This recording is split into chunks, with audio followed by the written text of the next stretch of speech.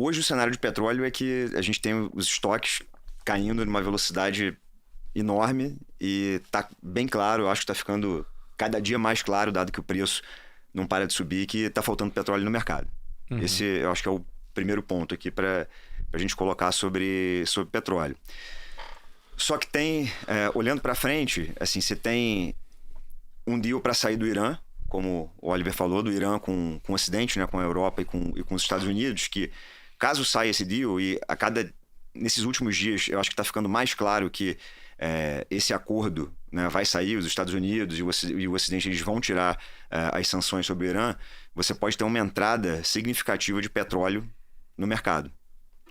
A gente está falando um mercado de 100 milhões de barris por dia, mais ou menos, de oferta e demanda. A gente está falando que o Irã, como o mercado ele funciona normalmente muito apertado, a gente está falando que o Irã pode colocar mais ou menos 1 milhão de barris por dia.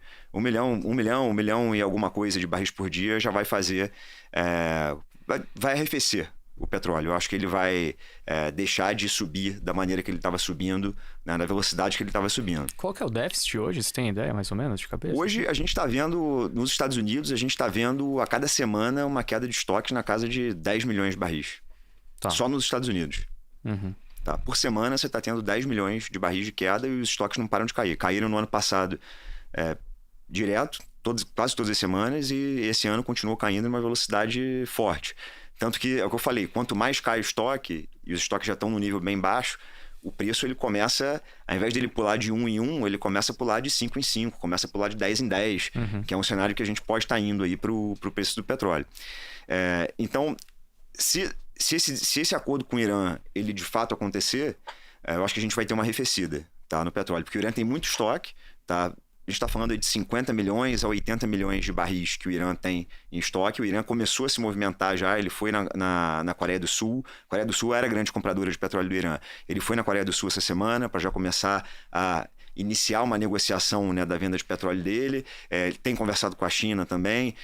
Então a gente começa a ver uma movimentação do Irã, tanto com os parceiros comerciais dele para vender petróleo, quanto nesse acordo com os Estados Unidos e com a Europa. Então, saindo do deal, mesmo se a gente tiver uma confusão na Rússia com a Ucrânia, eu acho que o petróleo tende a dar uma arrefecida. Tá? Agora, se não sair o deal, tá? Se não sair esse acordo, a gente está falando que o petróleo vai subir muito.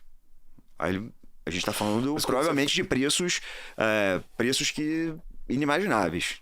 Talvez $120, $150. Eu acho que a gente vai para um preço, se não tiver o acordo com o Irã, no cenário que a gente está hoje, eu acho que a gente vai para um preço que vai ter que estrangular a demanda. Que você vai ter que fazer que nem aconteceu com gás no final do ano passado. Você vai para um preço que você vai ter que, para você reequilibrar o mercado, ou você tem que ter uma oferta nova, que a gente está falando, tirando o Irã, eu não consigo ver quem coloque uma oferta consistente nova no mercado hoje.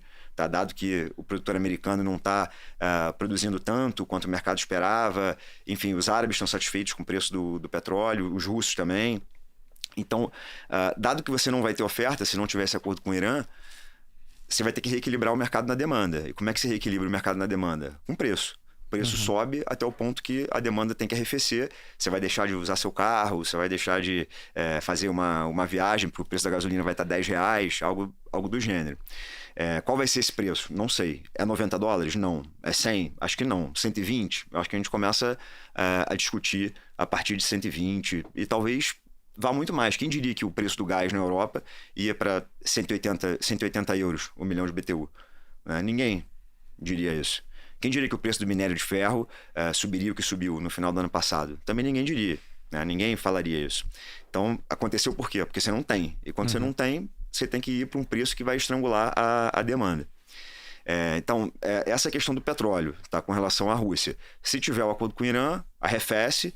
Se não tiver o acordo com o Irã e ainda tiver a questão do conflito da Rússia, a gente vai para preços inimagináveis. Mas arrefecer seria uma queda no preço ou só estopa um pouco essa alta? Eu acho que vai estopar um pouco a alta, o preço cai, não vai desabar. Tá. Não vai desabar. Mas o preço vai ceder, que seja 10%, 15%, não sei, mas o preço vai ceder de um determinado patamar E depois a gente vai voltar para um cenário estrutural que a demanda está subindo, você não tem oferta e a gente volta para o preço de $90, que é o que está agora, e depois continua subindo. Acho que é esse o cenário, mas vai arrefecer. Então, eu não acho que o petróleo hoje ele seja a melhor commodity para você operar esse geopolítico. Né? A commodity que tem se mostrado com melhor potencial para operar o geopolítico, das commodities mais líquidas, já não vou usar o exemplo do paládio aqui, porque é covardia, né? A Rússia produz 40% do paládio do mundo. Então, olhando para as commodities mais líquidas, a que me parece com melhor potencial e que tem se mostrado, né, ser a melhor commodity para isso é o ouro. Né? O ouro, ele tem...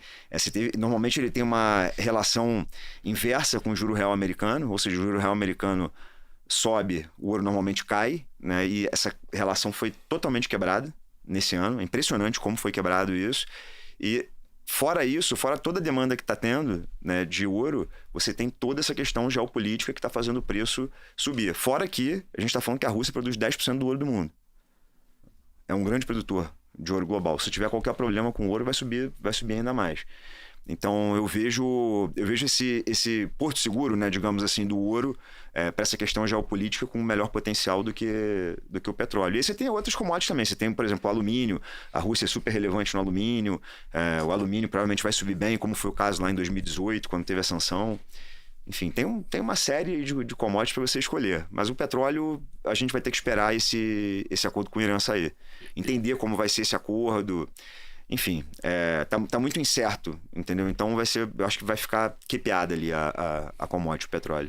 Eu acho só interessante complementar que você tinha mencionado, né, antes que esse potencial maior para o ouro que você enxerga, ele é ponderado também pela volatilidade, né? Porque de repente eu ia perguntar isso agora, cara. A gente tá muito alinhado, tá começando a me assustar, velho.